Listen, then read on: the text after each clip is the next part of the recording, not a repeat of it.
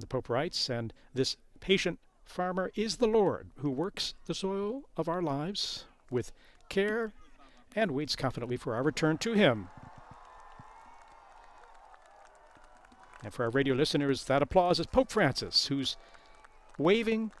He's in a wheelchair at the balcony there, waving to the crowds below in his first public appearance since February 14th, apart from the photograph that was issued a week ago.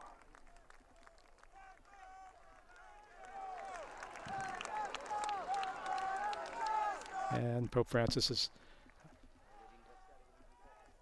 greeting the crowds, waving to them and smiling. Now the microphone is being brought to him.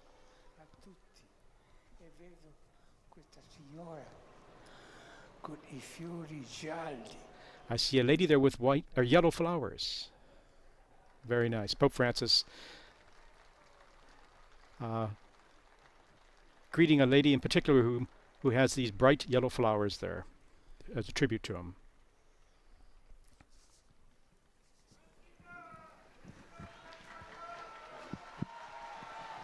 And Pope Francis waving to the crowds, giving a thumbs up as well, and a smile.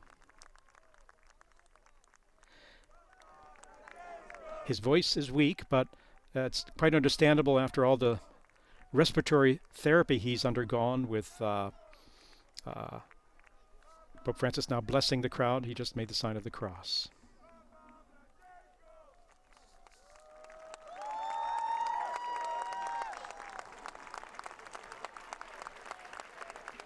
But the difficulty in speaking is understandable with all the respiratory therapy he's undergone, the double pneumonia that's and the bronchitis issues he's been dealing with in recovering from, with some quite serious moments in that recovery as well. The doctors yesterday, in following his care at the hospital, explained the care over the past 5 weeks and how this will require time for him to get his voice back after receiving the high flow oxygen and also some mechanical respiratory assistance during the night to sleep. His prognosis and all has improved immensely, and hence he's going to be going home later today. And so, but in recovering the voice and energy, that will take at least a couple months of convalescence. That's what the doctor said yesterday, and a limited meeting of people and crowds to recover. And now, continuing on what Pope Francis had to say in his Angelus here, in his Sunday address, that is, the Pope continues in his written message. In this long period of my hospitalization, I've had the opportunity to experience the Lord's patience, which I also see reflected in the tireless care of the doctors and healthcare workers, as well as in the care and hopes of the relatives of the sick. This trusting patience, anchored in God's unfailing love, is indeed necessary in our lives, especially when facing the most difficult and painful situations.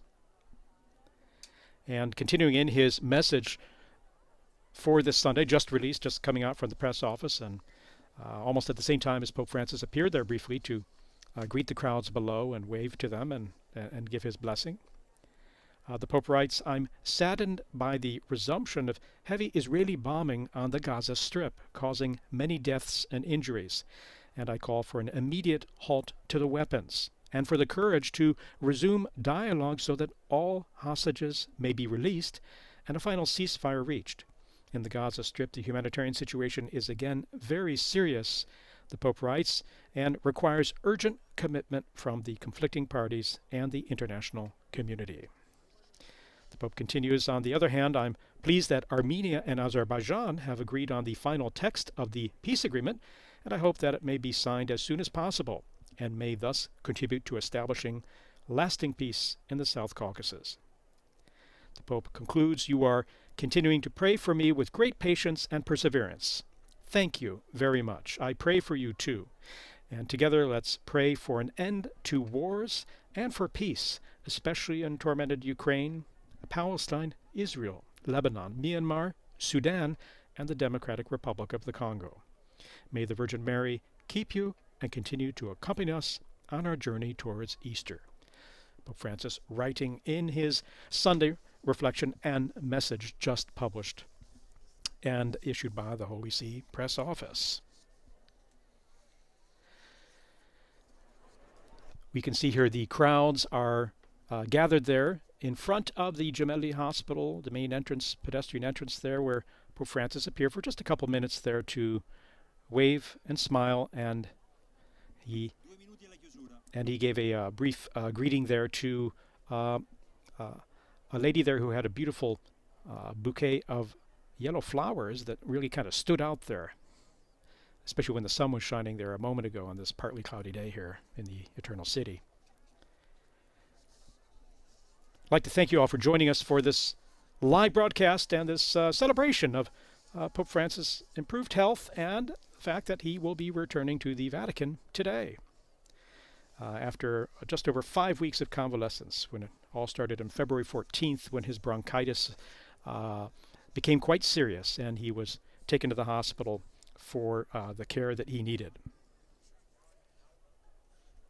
I'd like to also thank, before we sign off here, our partner broadcasters. They include EWTN Television, their channel in English, the Catholic Faith Network in America, Shalom World Television, Atmar Darshan Television, Catholic Television, and our radio stations Radio Maria Papua New Guinea, Luminous Radio India, and Radio Maria England, as well as all the television broadcasters, radio broadcasters who are rebroadcasting this live event, and or all of you watching it on demand later on. This will all be available on Facebook as well as on our YouTube channel there, and full updates and lots of video coverage and interviews will be on VaticanNews.va and our social media profiles there.